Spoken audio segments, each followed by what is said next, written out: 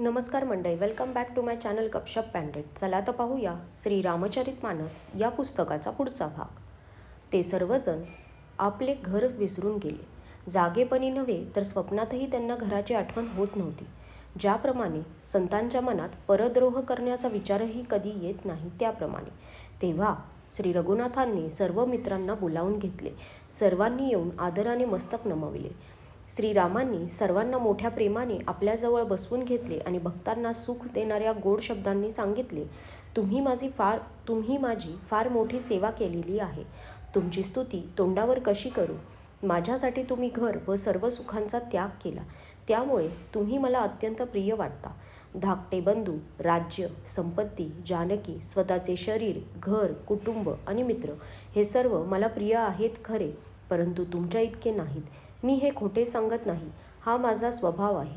सेवक हे सर्वांनाच आवडतात हा नियम आहे, परंतु दासावर माझे स्वभावतःच विशेष प्रेम आहे. हे मित्रांनो, आता तुम्ही सर्वजण घरी जा आणि तेथे दृढ नियमपूर्वक मला भजत राहा. मला नेहमी सर्वव्यापक आणि सर्वांचे हित करणारा मानून माझ्यावर अत्यंत प्रेम करा. प्रभूंचे बोलणे ऐकून सर्वजण प्रेममग्न झाले. आपण कोण आहोत, कुठे आहोत हे त्यांचे देहभान सुटले. ते प्रभूंच्या समोर हात जोडून एकटक पाहत राहिले. अत्यंत प्रेमामुळे त्यांना बोलता येईना. प्रभूंनी त्यांचे अत्यंत प्रेम पाहिले आणि त्यांना अनेक प्रकारे विशेष ज्ञानाचा उपदेश केला. प्रभूंच्या समोर ते काही बोलू शकत नव्हते. ते वारंवार प्रभूंची चरणकमले पाहत होते. मग प्रभूंनी अनेक रंगांची उत्तमोत्तम वस्त्रे व दागिने मागवले. सर्वप्रथम भरताने आपल्या हातांनी सुग्रीवाला वस्त्राभूषणे घातली. नंतर प्रभूंच्या प्रेरणेने लक्ष्मणाने विभीषणाला वस्त्राभूषणे घातली. ती श्री रघुनाथांना फार आवडली. अंगद बसूनच राहिला, तो जागेवरून हललासुद्धा नाही.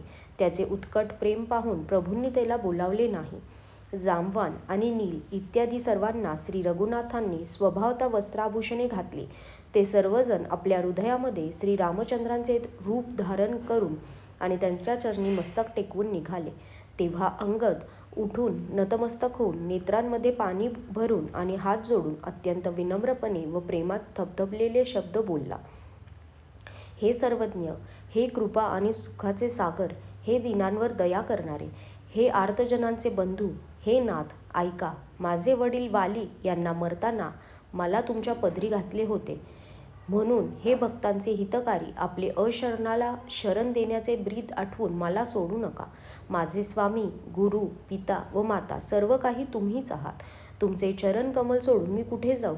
हे महाराज, तुम्हीच विचार करून सांगा. हे प्रभू, तुम्हाला सोडून घरामध्ये माझे काय काम आहे.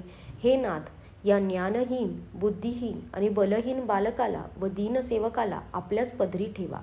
मी तुमच्या घरातील हलक्यातील हलकी सेवा करीन आणि तुमचे चरण कमल पाहता पाहता भवसागर तरून जाईल. असे म्हणून त्यांनी श्रीरामांच्या चरणी लोटांगण घातले व म्हटले, हे प्रभू, माझे रक्षण करा. हे नाथ, आता मला घरी जाण्यास सांगू नका. अंगदाचे विनम्र बोलणे ऐकून करुणेची परिसीमा असलेल्या प्रभू श्री रघुनाथांनी त्याला उठवून आपल्या हृदयाशी धरले. प्रभूंच्या नेत्रकमलांमध्ये प्रेमाश्रू दाटले. मग भगवंतांनी आपल्या गळ्यातील माळ, वस्त्र व रत्नजडित आभूषणे बालीपुत्र अंगदाला घालून व अनेक प्रकारे समजावून सांगून त्याला निरोप दिला. अंगद या भक्ताच्या कामगिरीची आठवण ठेवून भरत, शत्रुघ्न व लक्ष्मण याला पोहोचवायला निघाले. अंगदाच्या मनात श्रीरामांविषयी खूपच प्रेम होते, त्यामुळे तो वारंवार वळून श्रीरामांच्याकडे पाहत होता आणि वारंवार दंडवत घालून प्रणाम करीत होता. त्याला वाटत होते की श्रीरामांनी मला आपल्याजवळ राहण्यास सांगावे. श्रीरामांच्या पाहण्याची, बोलण्याची, चालण्याची आणि हसत भेटण्याची ढब आठवून त्याला परत जाताना दुःख होत होते. परंतु प्रभूंचा कल पाहून खूप विनयाने बोलून आणि प्रभूंच्या चरणकमली मन ठेवून तो निघाला. अत्यंत आदराने सर्व वानरांना पोहोचवून भरत भावांसह परत आला. तेव्हा हनुमानाने सुग्रीवाचे पाय धरून अनेक प्रकारे विनवणी केली आणि म्हटले की महाराज, काही दिवस श्री रघुनाथांची चरणसेवा करून मग मी येऊन तुमच्या चरणांचे दर्शन घेईन. सुग्रीव म्हणाला, हे पवनकुमार, भगवंताने तुला आपल्या सेवेला ठेवून घेतले. तू पुण्याची खान आहेस. तू जाऊन कृपानिधान श्रीरामांची सेवा कर. सर्व वानर असे म्हणून लगेच निघाले. अंगद म्हणाला, हे हनुमाना ऐक. मी तुला हात जोडून सांगतो की प्रभूंना माझा नमस्कार सांग. आणि रघुनाथांना माझी वारंवार आठवण देत राहा, असे म्हणून बालीपुत्र अंगद निघाला. मग हनुमान परत आला आणि अंगदाचे प्रेम त्याने प्रभूंना सांगितले. ते ऐकून भगवान प्रेममग्न झाले. काकभूषुंडी म्हणतात, हे गरुडा, श्रीरामांचे चित्त वज्राहून कठीण आणि फुलांहून अत्यंत कोमल आहे. ते कुणाला समजून येणार सांग बघू. नंतर कृपाळू श्रीरामांनी निषादराज गुहाला बोलावले आणि त्याला प्रसाद म्हणून वस्त्राभूषणे दिली आणि सांगितले, आता तू घरी जा. तेथे माझे स्मरण करीत राहा आणि काया वाचा मनाने धर्माप्रमाणे वाग. तू माझा मित्र आहेस आणि भरतासारखा भाऊही आहेस. अयोध्येला नेहमी येत जात राहा. हे ऐकून त्याला फार समाधान वाटले. नेत्रातून आनंद व प्रेमाचे अश्रू वाहू लागले. त्याने प्रभूंच्या चरणी लोटांगण घातले.